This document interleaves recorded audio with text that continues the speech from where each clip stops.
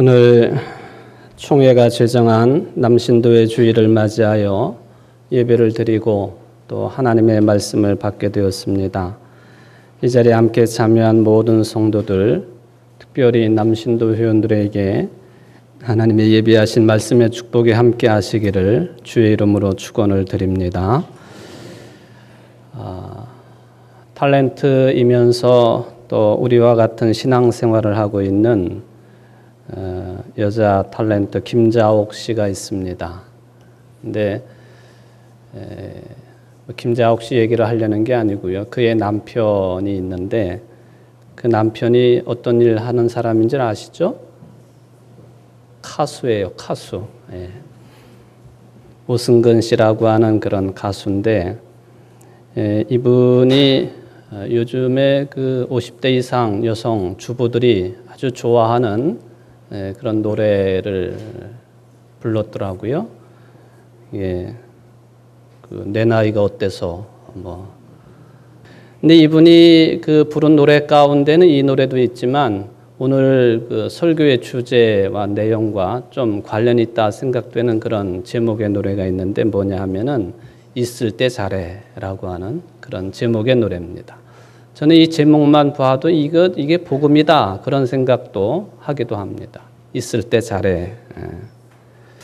사랑하는 성도 여러분, 우리가 살아있을 때 신앙생활 하는 것이죠. 살아있을 때 효하는 것이고 살아있을 때 우애가 있는 것이고 살아있을 때 이 모든 것들을 하는 것이다 라는 그런 개념을 제가 채용을 합니다. 성도 여러분, 남신도 여러분, 여러분 건강하게 살아있는 동안에 신앙생활 또 교회생활 열심히 충성스럽게 다 하시는 분들 되시기를 다시 한번 간절히 바랍니다. 흔히 사람들은 말하기를 죽으면 모든 것이 다 끝난다. 그러니까 살아있는 동안에 마음껏 하고 싶은 것 실컷 하고 죽는 것이 그나마 나은 것이다. 그걸 위해서 필요한 것이 돈이고 또 권력이고 지위고 세상 것들이다라고 그렇게 이야기를 하고 주장을 합니다. 정말 우리의 몸이 죽으면 모든 것이 다 끝나는 것일까요? 성경은 그것이 아니라고 단언합니다. 몸이 죽더라도 그 죽음 이후에는 영원한 세계가 모든 사람들을 기다리고 있다라고 말씀을 합니다. 영원한 세계, 그건 믿는 사람들에게도 영원한 세계가 기다리고 있고 믿지 아니하는 사람들에게도 영원한 세계가 기다리고 있다 하는 그런 개념이 되겠습니다. 이처럼 죽음 이후에 영원한 세계가 기다리고 있기 때문에 우리들이 흔히 하는 말처럼 죽음은 끝이니 함부로 아무렇게나 내 편한 대로 사는 것이 아니라 하루를 살아도 의미 있게 그리고 받은 바 모든 것들을 나만 위해 사용하지 아니하고 이웃을 사랑하고 베풀고 나누어주는 그런 삶을 살다가 영원한 세계 주님 앞에 나아가는 것, 이것이 성경의 가르침입니다. 그러기에 히브리서 9장 27절에 말씀하시기를 한 번 죽는 것은 사람에게 정해진 것이요 그 후에는 심판이 있다라고 선언을 합니다. 여러분들 한 번 죽는 것은 정해진 것이죠. 진리예요. 근데 그 뒤에 심판이 있다. 이것을 진리로 받지 않는 사람도 있고 받는 사람도 있는 구분이 되겠습니다. 하버드 대학교의 신경외과 의사인 한 분이 있습니다. 이분 알렉산더라고 하는 그런 이름을 가지고 있는 교수인데요. 이분은 세계적인 뇌의학의 권위자입니다. 신경외과 전문 의사가 되겠습니다만은 이분이 불행스럽게도 바이러스성 뇌막염에 걸려가지고 뇌사 상태에 빠지게 되었습니다. 그 훌륭한 사람이 생각과 감정을 조절하는 뇌 부분이 완전히 죽게 되었습니다. 의학적으로는 뇌사 상태를 선언받았습니다. 호흡기에 의존해서 살 수밖에 없었습니다. 의사들이 모여서 가족들을 모아놓고 이야기를 합니다. 이제 이분에게서 호흡기를 떼면 죽는 것이니까 그래서 어떻게 이런 고통 가운데 더 두시겠습니까? 아니면 당신들이 가족들이 동의하면 우리들이 이분의 호흡기를 떼가지고 편안한 죽음을 맞이할 수 있도록 하고 싶은데 가족들 생각은 어떠하십니까? 이런 이야기를 이제 이 환자 뉘어놓고 이야기를 하고 있는데 갑자기 이 뇌사 상태에 빠져 있는 이 의사 교수가 눈을 뜨고 깨어나가지고 벌떡 일어섰습니다. 깜짝 놀랐죠. 이건 의학적으로 있을 수 없는 현상이 벌어지게 된 것입니다. 이게 너무 놀라운 사건이고 실제적으로 벌어졌던 일이었기 때문에 2010년도 10월판 미국의 뉴스위크지는 이례적으로 이 하버드의 신경외과 의사인 이 사람 알렉산더의 4, 5세계 체험기를 표지 기사로 실어가지고 전 세계적으로 이게 퍼지게 했습니다. 집중 조명을 했습니다. 조명한 신경외과 의사가 뇌사 상태에 빠진 채로 죽음 이후에 세계를 체험을 하고 여행을 했다고 하는 그런 내용이죠. 그리고는 이 교수 의사가 가보았던 곳이 체험했던 곳이 실제였다. 이것을 과학적인 추론과 증명 그리고 의학적인 검증으로 증명할 수 있다라고 하는 그런 주장을 뉴스위크지 2012년도 10월판이 이제 표지기사로 삼고 집중 조명하면서 실어 놓았습니다. 그가 깨어나서 말을 합니다. 뇌가 죽어도, 뇌가 꺼져도 의식이 존재하고 있었더라. 그런 이야기죠. 죽음 이후에 빛을 발견하고 천국을 가보고 또 천사들을 만난 경험을 이야기를 합니다. 그래서 나는 천국을 보았노라 하는 그런 책으로 출간이 되었습니다. 모든 그 책 파는 그런 서점에 이런 데서 1등을 하고 30개국 이상에서 책이 출간이 되었습니다. 이분이 그 당시 상황을 이렇게 고백을 합니다. 나는 죽었지만 영혼은 살아있었다. 삶이라고 하는 것은 육체의 죽음으로 끝나는 것이 아니라 죽음 이후에 사후세계가 있다. 내가 천국을 보기 전에는 천국이나 하나님이나 영혼에 관한 이 어떤 이야기도 이게 의학적인 지식, 즉 과학적인 합리성과 양립될 수 없다고 생각했었는데 지금은 아니다.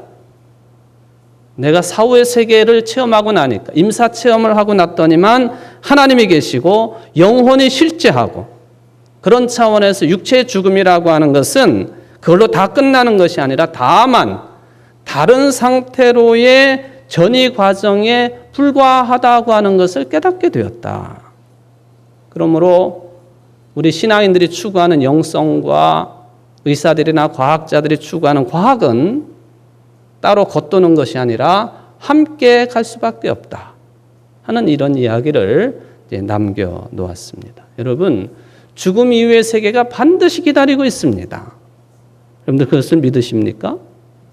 이 말은 죽음을 두려워한다 하는 개념도 되겠습니다만은 우리가 세상 살면서 어떻게 살아가지고 당당하게 육체의 죽음을 맞이할 수 있을 것인지 이 세상의 삶을 주어진 이 시간들을 오늘이라고 하는 이때 정말로 하나님 앞에서 하나님이 기뻐하시는 삶을 살아가는 그런 그 촉매제 역할을 하는 것이 이런 죽음에 관한 깨달음이라고 하는 것을 우리가 알게 됩니다.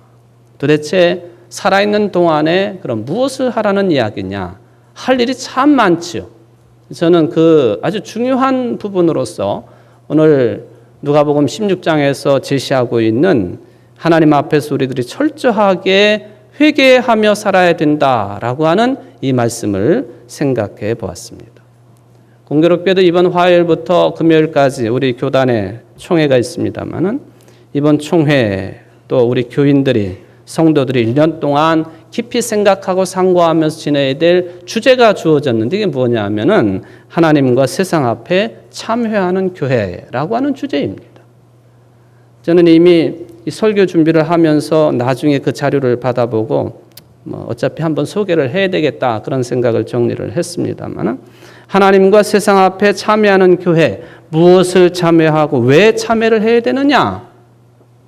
국어사전에 보면 참회라고 하는 말이 자기의 잘못에 대해 깨닫고 깊이 뉘우치는 것이라고 정의를 해 놓았습니다. 우리들은 흔히 자주 듣는 용어로 회개라고 하는 단어를 사용합니다.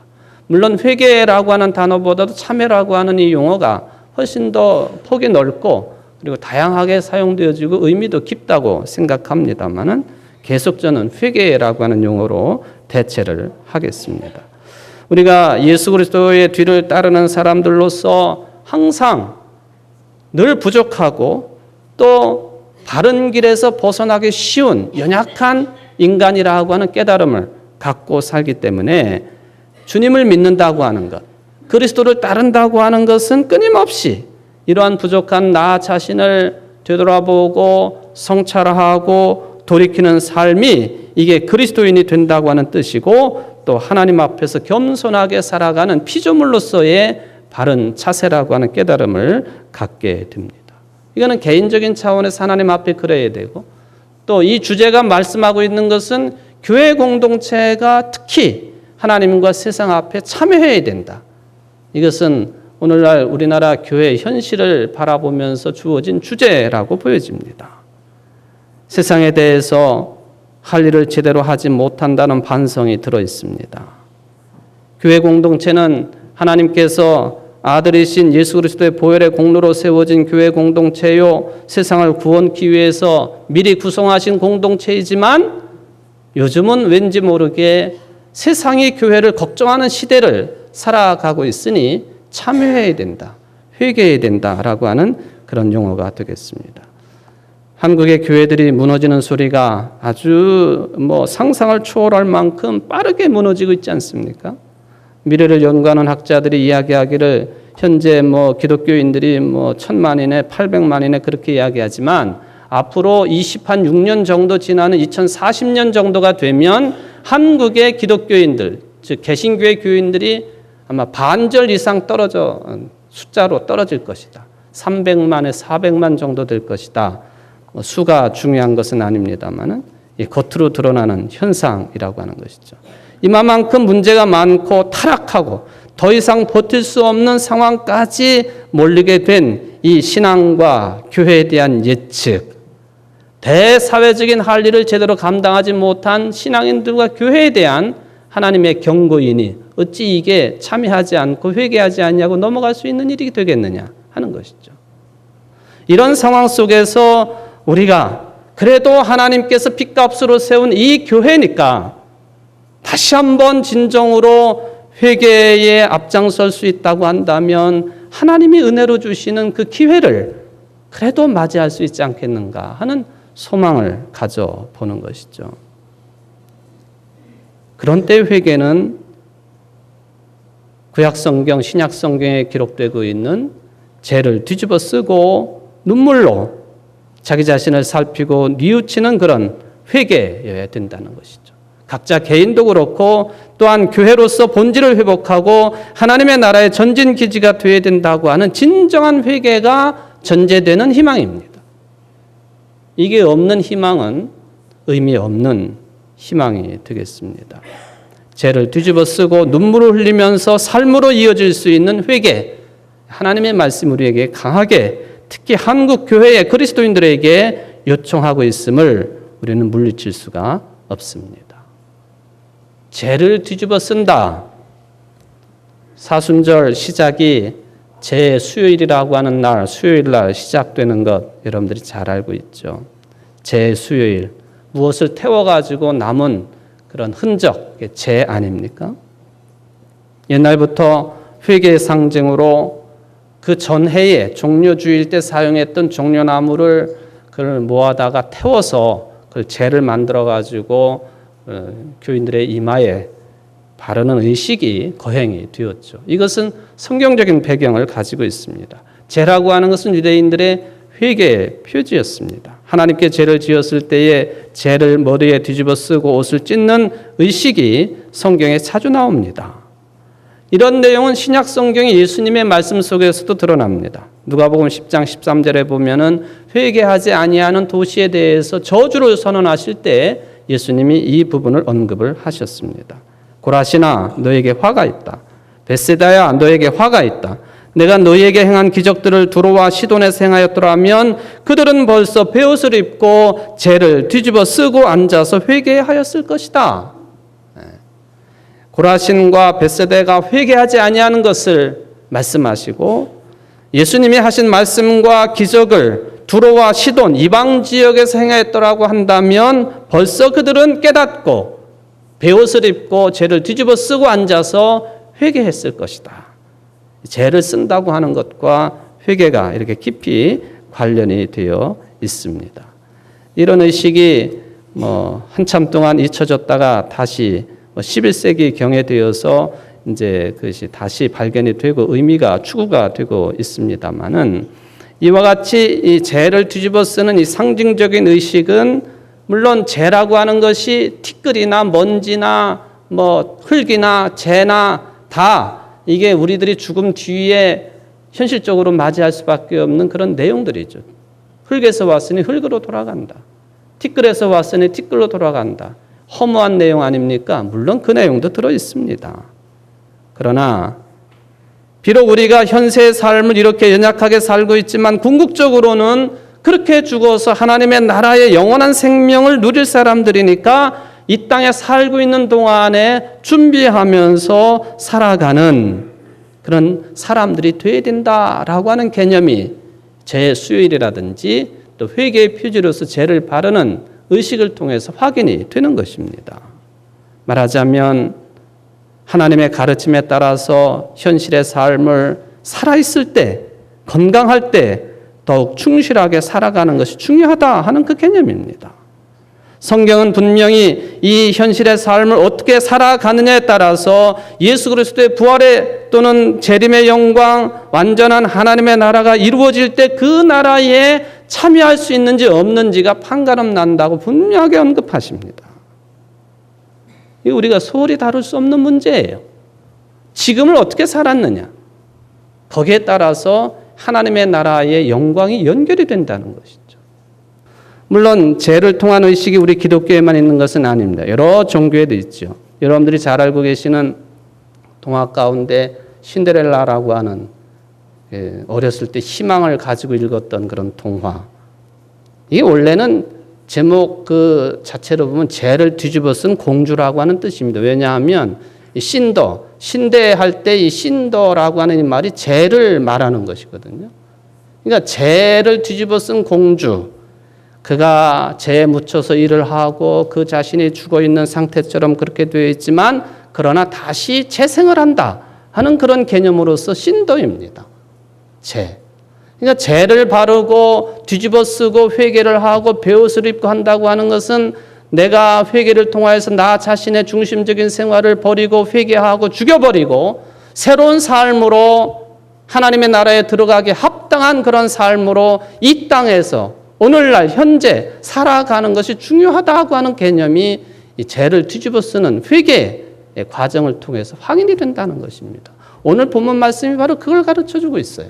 다양한 내용을 찾아볼 수가 있겠습니다만은 부자와 거지 나사로가 죽어가지고 거지는 아브라함 품에 안겨있고 부자는 하데스 지옥에 떨어졌는데 아브라함 품에 안겨있는 나사로를 보니까 이게 지금 자기가 목 타 죽게 생겼으니 물이라도 한 방울 좀 적셔달라. 아브라함이 말하기를 너 있는 곳과 지금 여기는 구렁텅이가 있어가지고 건너갈 수도 없고 건너올 수도 없다. 이가 부자가 깨닫고는 그렇다면 저 나사로를 저 세상에 보내가지고 현세에 보내서 내 형제들에게 너희들은 회개하고 이곳에 오지 말아야 될 것을 교훈해 주십시오. 그때 아브라함이 하는 말이 모세와 선지자의 글이 있으니 그것을 받아야 된다. 아니요. 죽은 사람이 살아나가지고 말하면 더 잘 들을 것입니다. 아니, 모세와 선지자의 말씀을 듣지 아니하는 자는 그것도 저것도 안 된다. 모세 할아버지, 선지자 할아버지가 와도 예수님이 가셔도 안 될 사람은 안 되는 것이다 하는 개념을 아브라함을 통해서 예수님이 말씀하신 거예요. 이게 바로 그 개념입니다. 회개의 삶이라고 하는 것은 지금 살아있을 때 하는 것이지 죽을 때쯤 돼가지고 한다? 그것도 무의미한 것이에요. 내가 건강하게 살아있을 동안 올바른 길을 살지 못하는 그 때가 있을 것이요. 하나님의 뜻에 반역하는 때가 있을 것이요. 세상에 대해서 할 일을 제대로 못하는 그런 개인이든 교회 공동체가 죄를 뒤집어 쓰고 옷을 찢으며 회개하는 것, 지금 필요한 것이다. 이게 오늘 말씀의 핵심적인 내용이 되겠습니다. 이런 얘기가 있습니다. 어떤 두 사람이 아주 친하게 살았는데, 근데 한 사람은 죽기 전에 그 악한 행실을 다 회개를 했습니다. 근데 한 사람은 그냥 죽었어요. 회개하고 죽은 사람은 그야말로 아브라함 품에 안기는 천국을 가게 됐지만, 그렇지 않은 사람은 하데스에 떨어지고 말았습니다. 그러자 하데스에 떨어진 사람이 말을 합니다. 저 사람이나 나나 똑같이 세상 살면서 강도짓하고 사람 죽이고 못된 짓을 했는데 어떻게 저 사람은 의인의 반열에 들어서 있고 나는 이렇게 지옥에 있습니까? 어떻게 된 일입니까? 그랬더니 의인의 반열에 들어서 있는 사람들이 그 말을 듣고 이렇게 말을 합니다. 당신이 죽었을 때에 그 어떤 사람도 당신을 돌보아 준 사람이 없었습니다. 사흘 동안이나 버려진 채로 있었습니다. 그런데 지금 저 아브라함 품에 안겨 있는 저 친구가 보고서 깨달은 바가 있고 또 마음이 아파서 회개를 하고 또한 당신도 죽은 시신을 돌보아 주었네. 회개했네, 저 사람은. 당신의 시신을 보고 회개를 했네. 그러나 당신은 회개할 기회가 있었음에도 불구하고 회개하지 않았다. 이 말을 듣고는 하데스에 떨어진 사람이 간청을 합니다. 지금이라도 나로 하여금 돌아가 가지고 회개할 수 있는 그런 기회를 주십시오. 그랬더니 의인의 반열에 들어선 사람들이 이런 말을 합니다. 이 참 불쌍한 사람아. 그대가 지금 있는 그 시간은 안식일과 같은 시간이네. 자네가 떠나온 저 세상은 안식일 전날과 같은 시간이네.